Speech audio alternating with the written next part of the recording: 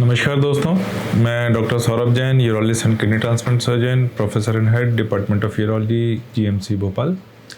मैं आपका अपने यूट्यूब चैनल पे बहुत स्वागत करता हूं। दोस्तों, हर बार की तरह इस बार भी हम एक कॉमन यूरोलॉजी से रिलेटेड टॉपिक लेकर आए हैं और आज का टॉपिक है partial circumcision versus complete circumcision. दोस्तों, यह आगे जाने से पहले हम समझते हैं सर्कमसिजन क्या है। सर्कमसिजन हम उस सर्जिकल प्रोसीजर को कहते हैं जिसमें जो पेनिस होता है, उसका जो हेड होता है, उसके ऊपर की स्किन जो होती है, उसको जब हम निकालते हैं तो उस सर्जिकल प्रोसीजर को सर्कमसिजन कहते हैं। आम भाषा में उसको खतना कहते हैं। अब जो कन्वेंशनल टेक्निक है, जो आम तौर पे होता है, वो हम क्या करते हैं, पेनिस के ऊपर की जो पूरी स्किन होती है उसको निकाल देते हैं ताकि जो पेनिस का हेड है वो पूरी तरीके से एक्सपोज हो जाए। लेकिन इसमें कुछ समस्या होती है क्या, कि आज तक यह जो पेनिस का हेड है ये हमेशा एक स्किन से कवर्ड रहता है और ये कभी भी एक्सपोज नहीं हुआ होता। तो जो पेनिस का हेड होता है इसकी सेंसिटिविटी बहुत ज़्यादा होती है और यह पेशेंट्स को काफ़ी तकलीफ देता है। ऐसे में पेशेंट्स को कपड़े पहनना या अंडरवेयर पहनना कई बार मुश्किल हो जाता है और उसको एक अजीब सी सेंसेशन पेनिस के हेड में बनी रहती है। दूसरा, जो सर्कमसिजन एक आम तौर पर होता है वो रिलीजियस सर्कमसिजन होता है जिसमें हम पूरी स्किन निकालते हैं। तो ऐसे में कई लोगों को जो मेडिकल रीज़न से सर्कमसिजन करा रहे हैं, जैसे कि फाइमोसिस हो गया या फिर बेलेनाइटिस या और भी कारण हो गए जिसके लिए हम मेडिकल रीज़न से सर्कमसिजन कर रहे हैं, वो कई बार इस चीज़ को एक्सेप्ट नहीं कर पाते हैं कि उनका पूरा का पूरा पेनिस का हेड एक्सपोज्ड है। तो इन दो कंडीशंस में पेशेंट को पार्शियल सर्कमसिजन की एडवाइस दी जाती है।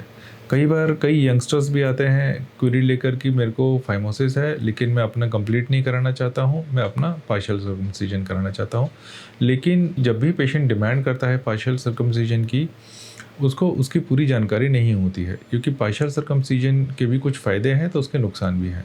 तो आज इस वीडियो में हम देखेंगे कि पार्शियल सर्कमसिजन एग्जैक्टली होता क्या है, वो कन्वेंशनल सर्कमसिजन से कैसे डिफ़र करता है और उसके क्या फ़ायदे हैं और क्या नुकसान हैं। तो जब हम पार्शियल सर्कमसिजन की बात करते हैं तो पार्शियल सर्कमसिजन मतलब है कि जो पेनिस के हेड के ऊपर की स्किन होती है, हम उसको पूरा ना निकालते हुए सिर्फ उसका कुछ पार्ट निकालते हैं ताकि जो हमारी मेडिकल शिकायत थी कि स्किन पूरी पीछे नहीं जा रही और पेनिस का हेड एक्सपोज नहीं हो रहा है, वो दूर की जा सके।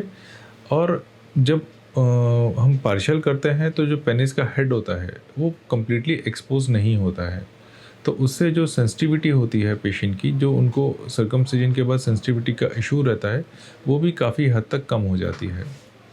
दूसरा, देखने में एस्थेटिकली यह नहीं लगता है कि यह पेशेंट सर्कमसाइज्ड है, तो जो उनके रिलीजियस सेंटिमेंट्स हैं वो भी हर्ट नहीं होते हैं। लेकिन इसके अपने कुछ ड्रॉबैक्स हैं। सबसे इम्पॉर्टेंट ड्रॉबैक क्या होता है कि जैसा हम जानते हैं कि बॉडी में कोई भी जो हीलिंग होती है वो फाइब्रोसिस से होती है। मतलब वो एरिया के जहाँ पे हमने सूचर लगाए हैं, टाँके लगाए हैं, वो एरिया में चांसेस है कि वो एरिया सिकुड़ जाए। जब भी हम कोई प्रोसीजर करते हैं तो इतनी गुंजाइश, इतनी मार्जिन रख के चलते हैं कि अगर वो एरिया सिकुड़ता भी है तो वो पेशेंट को कोई तकलीफ़ ना दे।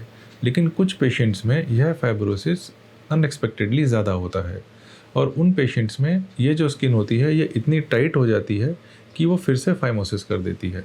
तो पेशेंट ने जिस कंडीशन के लिए अपना ऑपरेशन कराया था, पार्शियल सर्कमसिजन के बाद वो फाइमोसिस दोबारा डेवलप हो सकता है। तो इसका एक तरीका ये होता है कि अगर हम एंटिसिपेट कर रहे हैं या पेशेंट को हम पार्शियल सर्कमसिजन के लिए प्लान कर रहे हैं, तो हम कन्वेंशनल पार्शियल सर्कमसिजन ना करते हुए अंदर प्रीपुशियल स्किन को लेकर उसको करें ताकि हम इस कॉम्प्लिकेशन को ओवरकम कर सकें। दोस्तों, partial circumcision is an acceptable procedure for phimosis. अगर प्रीपुशियल स्किन नॉर्मल है लेकिन वो पीछे नहीं आ पा रही है, तो उसकी सेंसिटिविटी को कम करने के लिए और एस्थेटिकली सर्कमसाइज ना दिखने के लिए partial circumcision is a good procedure. लेकिन अगर पेशेंट को कोई स्किन रिलेटेड डिसीज़ है, जैसे कि उसको जो ऊपर पेनिस के ऊपर की स्किन है वो फाइब्रोज्ड है, या फिर उसमें BXO नाम की एक बीमारी है, या फिर कोई और स्किन से रिलेटेड बीमारी है जिसके कारण उसको फाइमोसिस हुआ है, अनकंट्रोल डायबिटीज़ के कारण उसको फाइमोसिस डेवलप हो रहा है, रिकरेंट बेलेनाइटिस है, बार बार उसको पेनिस के हेड में इन्फेक्शन हो रहा है, तो ऐसे केसेस में partial circumcision is not a good option. हो सकता है पार्शियल सर्कमसिजन के बाद पेशेंट की जो मेडिकल कंडीशन है, जो मेडिकल प्रॉब्लम है, वो परसिस्टेंट रहे, बनी रहे और उस पेशेंट को बाद में कंप्लीट सर्कमसिजन के लिए जाना पड़ा।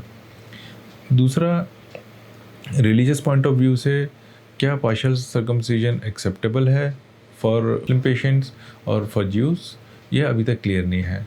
तो इन पेशेंट्स में कंप्लीट सर्कमसिजन करना ही बेटर है। दोस्तों, आई होप कि यह वीडियो आपको इन्फॉर्मेटिव रहा होगा और आपको क्लैरिटी मिली होगी कि पार्शियल और कंप्लीट सर्कमसिजन में से आप डिसीजन मेकिंग कैसे कर पाएँ।